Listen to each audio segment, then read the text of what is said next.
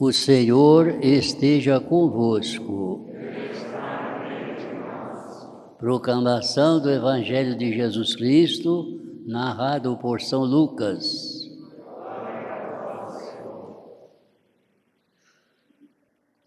Naquele tempo, estando Jesus na sinagoga, começou a dizer: hoje se cumpriu esta passagem da Escritura que acabaste de ouvir.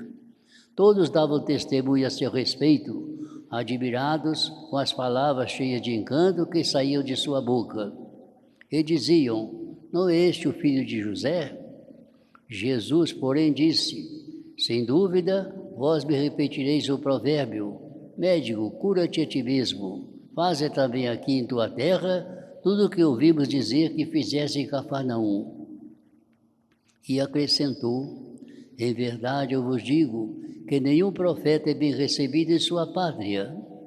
De fato, eu vos digo, no tempo do profeta Elias, quando não choveu durante 3 anos e 6 meses, e houve grande fome em toda a região, havia muitas viúvas em Israel. No entanto, a nenhuma delas foi enviado Elias, senão a uma viúva que vivia em Sarepta da Sidônia. E no tempo do profeta Eliseu, havia muitos leprosos em Israel. Contudo, nenhum deles foi curado, mas sim Naamã, o sírio. Quando ouviram estas palavras de Jesus, todos na sinagoga ficaram furiosos. Levantaram-se e o expulsaram da cidade. Levaram-no até o alto do monte, sobre o qual a cidade está construída, com a intenção de lançá-lo do precipício. Jesus, porém, passando pelo meio deles, continuou o seu caminho. Palavra da salvação.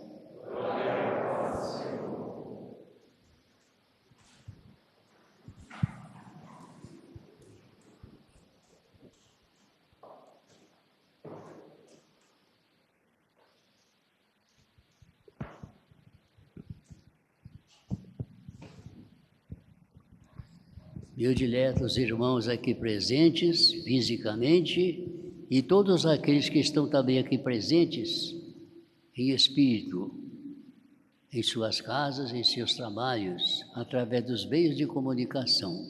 A todos sejam bem-vindos e que o bom Jesus abençoe a todos nós. Meus irmãos, a pequena cidade de Nazaré, na Galileia, tem uma glória que nenhuma outra cidade tem. Nazaré é a terra do maior personagem da história. Ele é chamado por isso mesmo Jesus de Nazaré. Jesus não nasceu propriamente lá, nasceu em Belém, para onde Maria e José tinham ido para o recenseamento decretado pelo imperador Augusto. Mas em Nazaré é que moravam José e Maria. Nazaré foi o cenário da Anunciação e o lugar onde o céu se encontrou com a terra no insondável mistério da encarnação.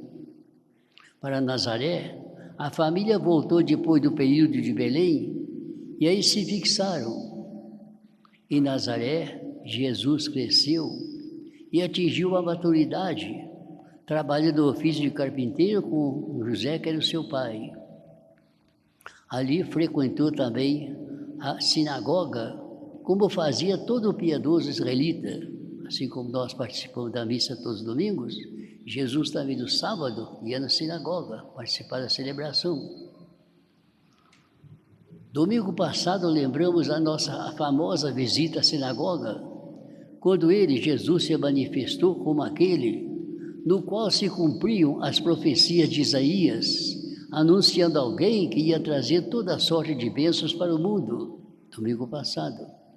Hoje se está cumprindo, disse ele, esta profecia que acabais de ouvir. Foi como ele disse, e todos ficaram maravilhados e aprovavam com todo gosto, domingo passado. Mas a cena mudou. Ao que tudo parece, não de uma hora para outra, na mesma ocasião, mas noutra visita mais tarde à sinagoga.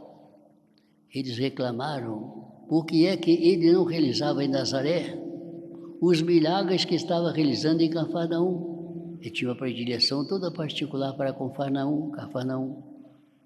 E Jesus lhe lembrou do provérbio, segundo o qual nenhum profeta é bem recebido em sua terra. E confirmou com 2 exemplos que acabamos de ouvir. Havia em Israel, disse Jesus, muitas viúvas passando fome no tempo da grande seca, de 3 anos e meio. Mas o profeta Elias não foi enviado a socorrer nenhuma delas, e sim a uma viúva de Sarepta da Sidônia. O primeiro exemplo que ele citou. Como também havia muitos leprosos em Israel, no tempo de Eliseu. Mas o profeta curou um estrangeiro, Naamã, oficial do rei de Damasco na Síria. Jesus fechou a boca deles. Os presentes se encolerizaram contra ele e o agarraram e o levaram até a beira de um precipício, de onde queriam despenhá-lo. Mas Jesus, milagrosamente, desapareceu da presença deles, realizando de certo modo um milagre ainda maior do que aqueles que eles esperavam. Meus irmãos, seria esse atentado uma prova da má fama que pesava sobre o povo de Nazaré? Sabemos que nos dias em que se estava começando a formar o primeiro grupo dos discípulos de Jesus, Filipe falou dele a Natanael dizendo, sabe de uma coisa? Disse Filipe, encontramos aquele de que escreveram Moisés na lei e os profetas, Jesus, filho de José, de Nazaré. E Natanael perguntou, mas de Nazaré pode ser alguma coisa de bom? Quer dizer, já nesse tempo fazia um pouco de Jesus, pouco caso. Meus irmãos, 2 inúmeras lições, das inúmeras lições que esta página evangélica nos pode dar, 2 se oferecem mais espontaneamente, 2 lições vamos tirar. A primeira é que a missão de profeta é sempre árdua, difícil, custa sacrifício. A primeira é que a missão de profeta é sempre árdua. Nem todos gostam de ouvir o que ele vai dizer. Quando Jesus chamava os profetas, tinha de encorajá-los e prometer-lhes sua assistência, porque iam enfrentar adversários carregados de má vontade. Vimos na primeira leitura, Jeremias não queria aceitar a missão de profeta, mas Jesus disse, você vai, eu estarei com você. Como foi o caso de Jeremias, lembrado da primeira leitura desta mesma missa, primeira leitura. Muitos profetas morreram mártires de sua missão, como o grande João Batista, decapitado por ordem de Herodes. João Batista, sabe, foi aquele profeta que pregou a verdade, viveu a verdade e morreu pela verdade. Herodes não tinha lícito, vivia com a mulher do teu irmão. Herodes gostava dele, mas as verdades que João dizia não agradavam a Herodes, por isso mandou decapitá-lo. Jesus, de modo muito particular, veio pregar a verdade. E nem todos gostam de ouvir a verdade. Que coisa, né? Nem todos gostam de ouvir a verdade. Preferem as trevas em vez de acolherem quem lhes vem mostrar a luz. A pregação de Jesus, ao mesmo tempo em que enchia de esperança os simples e os humildes, irritava os grandes, cujos pecados o mestre não podia deixar de reprovar. E assim Jesus caminhou entre os inimigos até chegar ao sacrifício da crucifixão, decretado por um tribunal onde imperou a mentira e a maldade. Que coisa Jesus sofreu quando Herodes disse pessoalmente, não encontro nada que justifique a sua condenação, mas para agradar o meu povo, eu vou mandar flagelá-lo. Jesus deve ter sofrido muito, sabia que era inocente e o condenou. Um tribunal, portanto, cheio de mentira e maldade. Todos que quiserem seguir a Jesus Cristo têm que estar dispostos a jamais negarem a verdade. Todos os que quiseram no passado e quiserem no presente seguir a Jesus, têm que estar disposto a jamais negarem a verdade, mesmo à custa de incompreensões e sacrifícios. Como o Divino Mestre Jesus, cada cristão é alguém que tem que estar disposto a dar testemunho da verdade. Como o Divino Mestre Jesus, cada cristão, cada um de nós, sem exceção, é alguém que tem que estar disposto a dar testemunho da verdade. Às vezes pode machucar a nossa palavra a um parente, a um amigo, mas não importa, nós temos que dar testemunho da verdade. Com tanto mais firmeza, quanto mais altas forem as suas responsabilidades dentro da comunidade. E com essa é a primeira lição.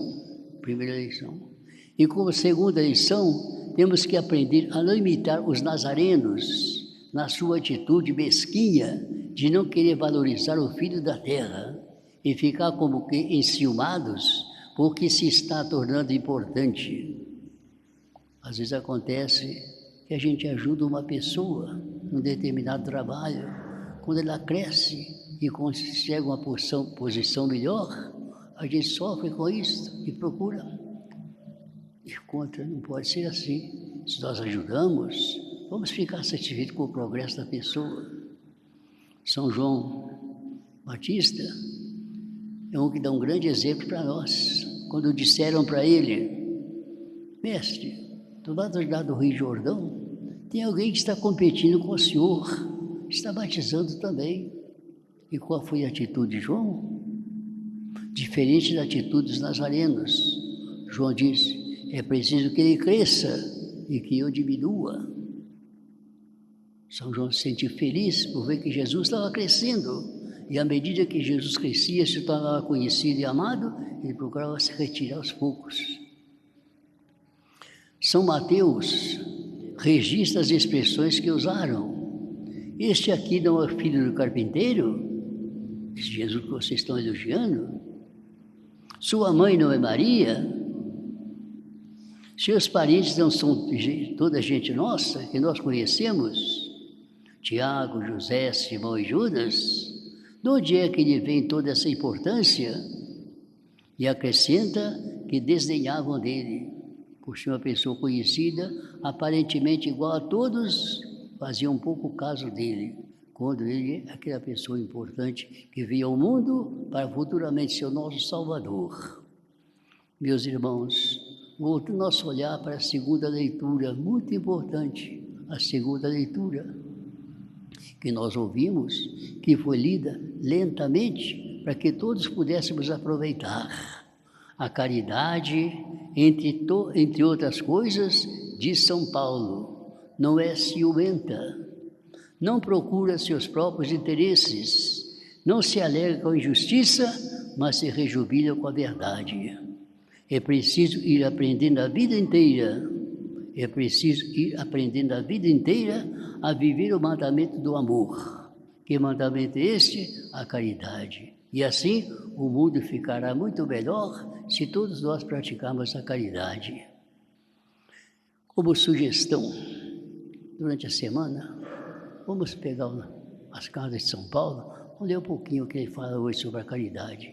E vamos praticar durante a semana a caridade. Durante a semana, vamos prestar atenção e todos vamos praticar um pouco mais essa grande virtude da caridade, principalmente dentro de casa.